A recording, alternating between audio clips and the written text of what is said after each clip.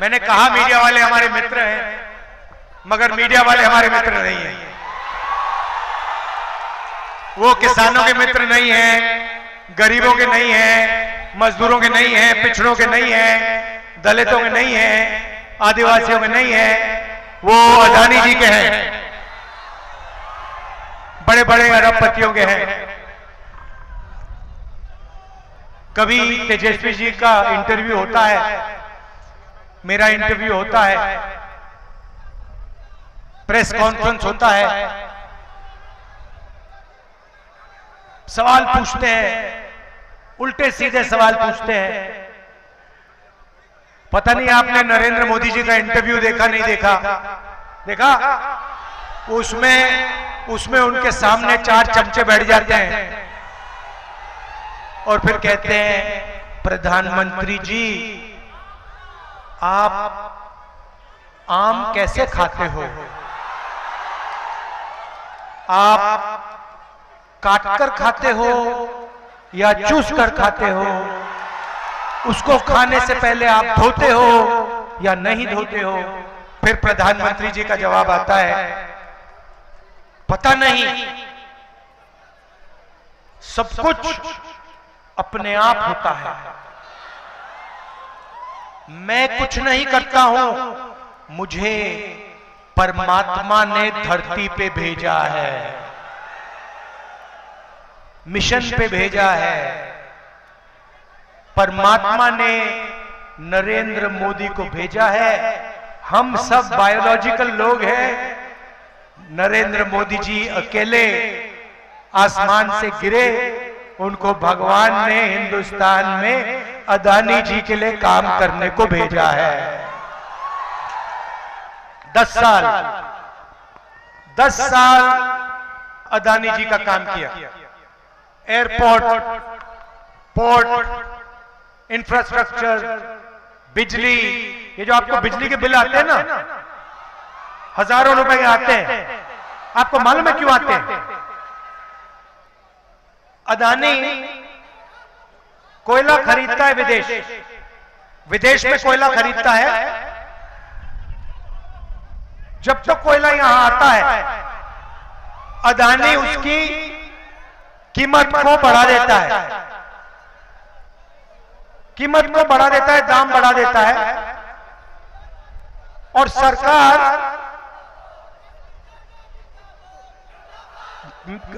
कोयले को महंगे दाम पे उसकी मदद करने के लिए खरीदती है। पैसा कौन देता है? आप देते हो। भाइयों बहनों, जीएसटी कौन देता है? आप देते हो। आप कौन हो? 90% हिंदुस्तान के पिछड़े, दलित, आदिवासी, माइनॉरिटी, गरीब, जनरल कास्ट के लोग। आप जीएसटी देते हो, पैसा आपका है। कर्जा माफ अदानी जैसे 22 लोगों का होता है। आपको शायद मालूम ही नहीं कि जब नरेंद्र मोदी जी ने 16 लाख करोड़ रुपया 22 लोगों का माफ किया, तो आपके पैसे से उन्होंने उनका कर्जा माफ किया। वो अदानी का पैसा नहीं है, वो हिंदुस्तान के पिछड़े वर्ग का, दलितों का, आदिवासियों का, किसानों का, मजदूरों का पैसा आप देते हो। आपने ये शर्ट पहनी हुई है, ये आपने कितने की खरीदी? हाँ, आप कितने की खरीदी है? 500 की खरीदी। भाइयों और बहनों, गरीब व्यक्ति 500 रुपए की शर्ट खरीदता है, वो उतनी ही जीएसटी देता है जितनी अदानी देता है। अगर यही शर्ट अदानी खरीदेगा तो वो भी उतनी ही जीएसटी देगा, 18% जीएसटी देगा जितनी इसने दी। वो अरबपति है, उसको लाखों करोड़ रुपए मिलते हैं, इनकी आमदनी हजारों रुपए में है। और आप देखें तो सारा का सारा पैसा आपकी जेब में से निकलता है। महंगाई की बात करते हो, तेजस्वी जी बेरोजगारी की बात कर रहे हैं, ये है क्या? ये हो क्यों रहा है? क्योंकि नरेंद्र मोदी जी ने इन 22 लोगों को चाइना के प्रोडक्ट्स का ठेका दे रखा है। ये आप अपना मोबाइल फोन देखो, इसमें मेड इन चाइना लिखा है। इसको बेचता कौन है? अदानी अंबानी। अंबानी इस मोबाइल फोन को हिंदुस्तान में बेचता है, चाइनीज माल वो यहां बेचता है। हिंदुस्तान के युवाओं को नुकसान होता है। चाइना का माल यहां बेचते हैं, चाइना के युवा को फायदा होता है, अदानी अंबानी को फायदा होता है। अच्छा, नरेंद्र मोदी को क्या फायदा मिलता है इसमें से?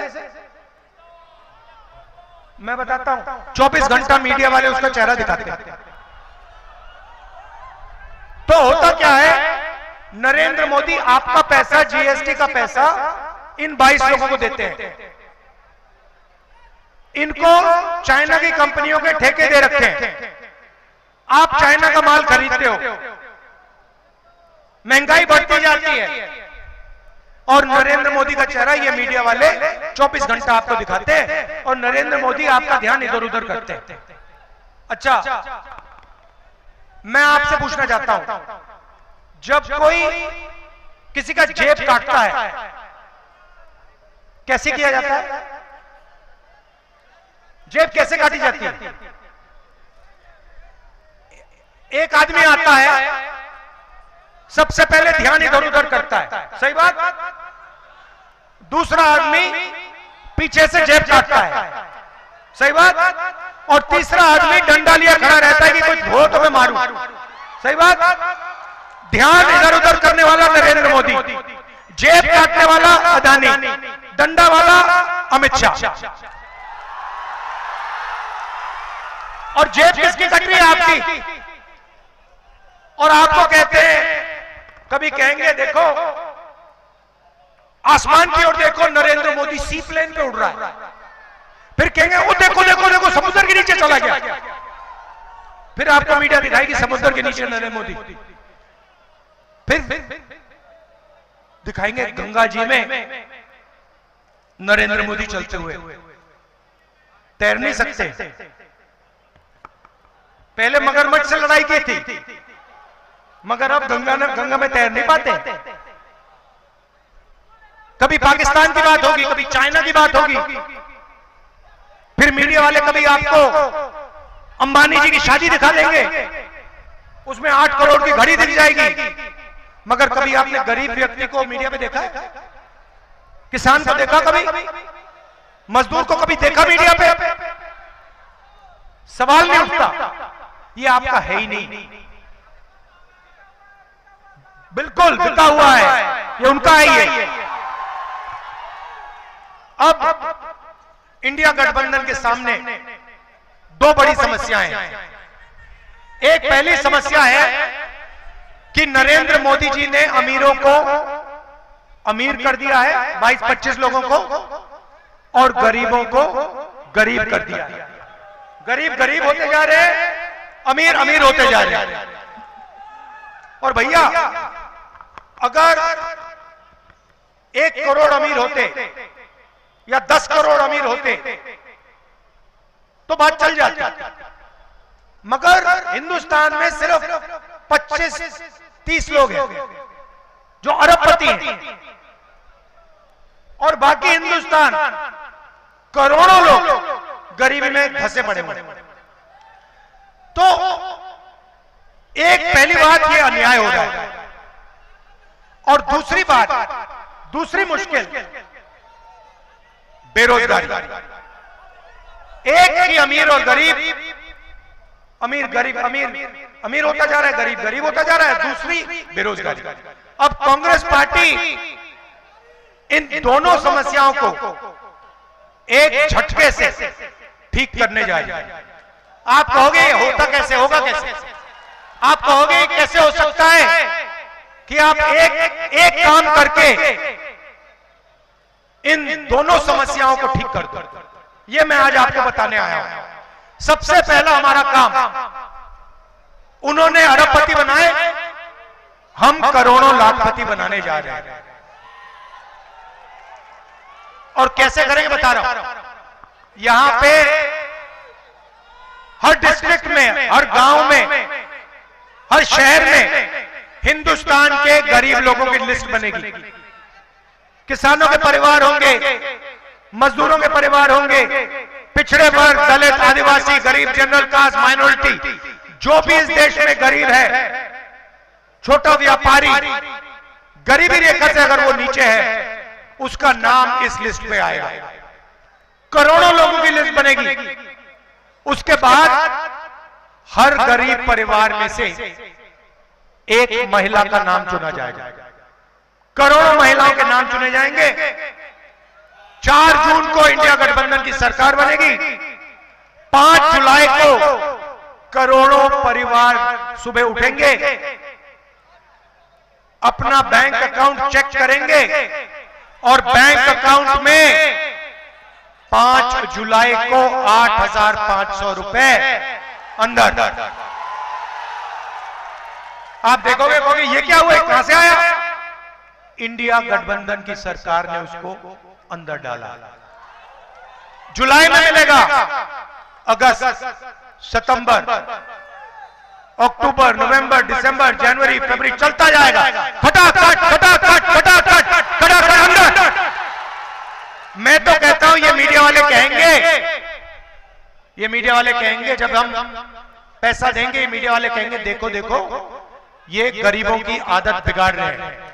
और मैं कहूंगा ज्यादा बोलोगे ना, अभी 1 लाख रुपए साल का दे रहे हैं, 2 लाख कर देंगे, चुप हो जाओ। तो अभी बोल रहा हूं, तो पहला काम सीधा महिलाओं के, गरीब महिलाओं के बैंक अकाउंट में पैसे का इंजेक्शन। दूसरा काम, यहां पे आपने वो थोड़ी देर बाद में आएगा। दूसरा काम, यहां पे आप लोग धान उगाते हो, यहां पे आपको धान के लिए, हिंदुस्तान के किसानों को धान के लिए, शुगर केन के लिए, आलू के लिए सही दाम नहीं मिलता। जब आपको धान बेचना होता है, अदानी जैसे लोग मार्केट को फिक्स करके दाम को कम कर देते हैं, और जब आप अपना धान बेच लेते हो उसको बढ़ा देते हैं। तो पहली बार हिंदुस्तान की सरकार हिंदुस्तान के किसानों को, बिहार के किसानों को कानूनी मिनिमम सपोर्ट प्राइस, कम से कम दाम धान के लिए, अनाज के लिए, शुगर केन के लिए देने जा रही है। दूसरा काम उन्होंने 16 लाख करोड़ रुपए कर्जा माफ किया। हम हिंदुस्तान और बिहार के किसान का कर्जा माफ करने जा रहे हैं। तो महिलाओं के जेब में पैसा, किसानों को पैसा, मजदूरों को आज 250 रुपए मिलते हैं मनरेगा में, हम 400 करने जा रहे हैं। आशा आंगनवाड़ी महिलाओं की जो आमदनी है उसको हम दुगना करने जा रहे हैं। अभी यहां युवा देख रहे हैं, कह रहे हैं भैया ये क्या हो रहा है, किसान को पैसा मिल रहा है, महिलाओं को मिल रहा है, मजदूरों का आपने दे दिया, हमारा क्या होगा?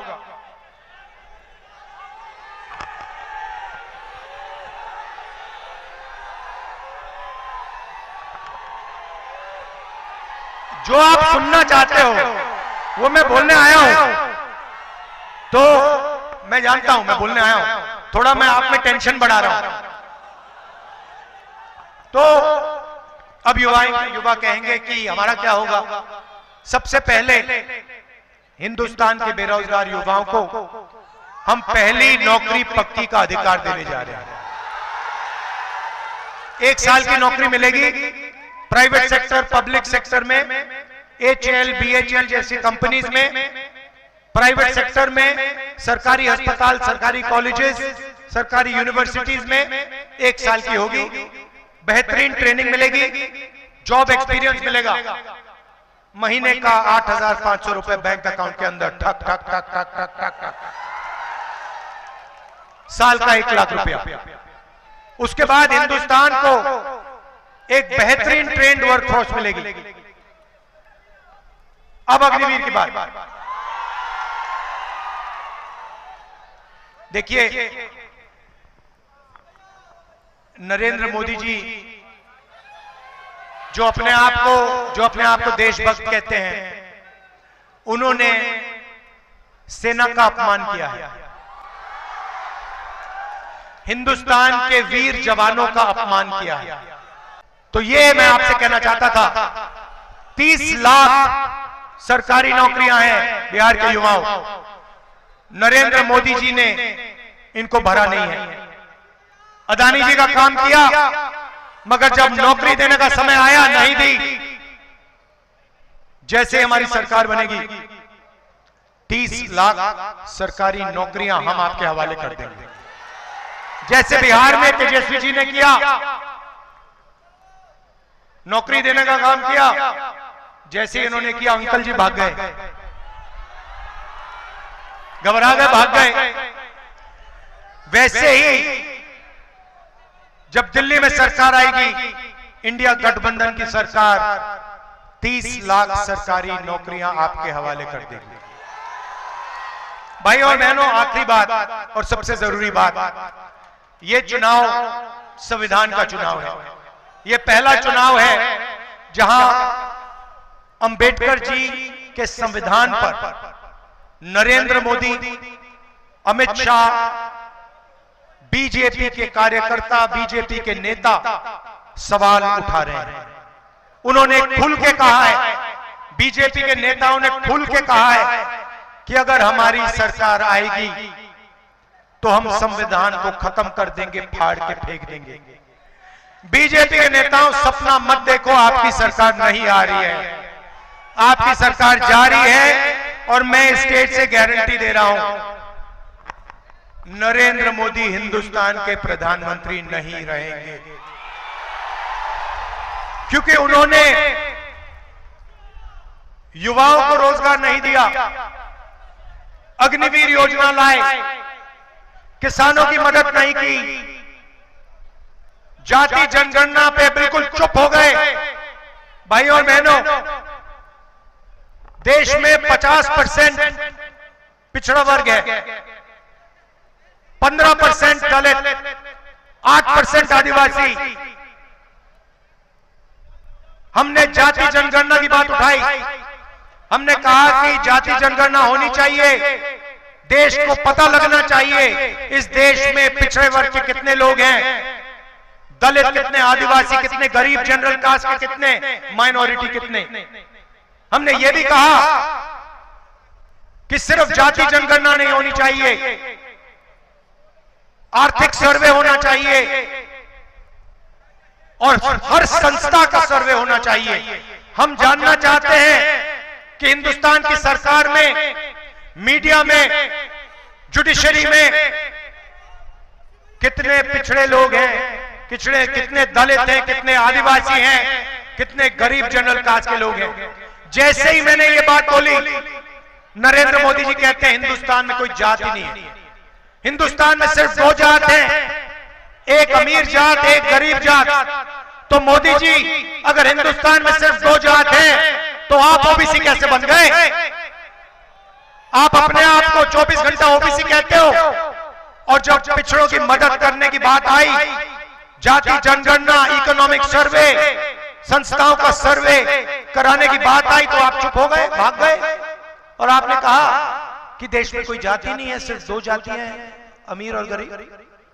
भाई और बहनों, हमारी सरकार आएगी, जाति जनगणना कराएंगे, इकोनॉमिक सर्वे होगा, संस्थाओं का सर्वे होगा, और ये जो 50% का रिजर्वेशन का लिमिट लगा रखा है, इसको हम तोड़ के फेंक देंगे। मैं आपका दिल से धन्यवाद करना चाहता हूं, आप सब दूर दूर से आए, इतने प्यार से आपने हमारी बात सुनी, दिल से धन्यवाद करता हूं। और भूलिए मत, अग्निवीर को हम फाड़ के कूड़ेदान में फेंकने जा रहे हैं। धन्यवाद, जय हिंद।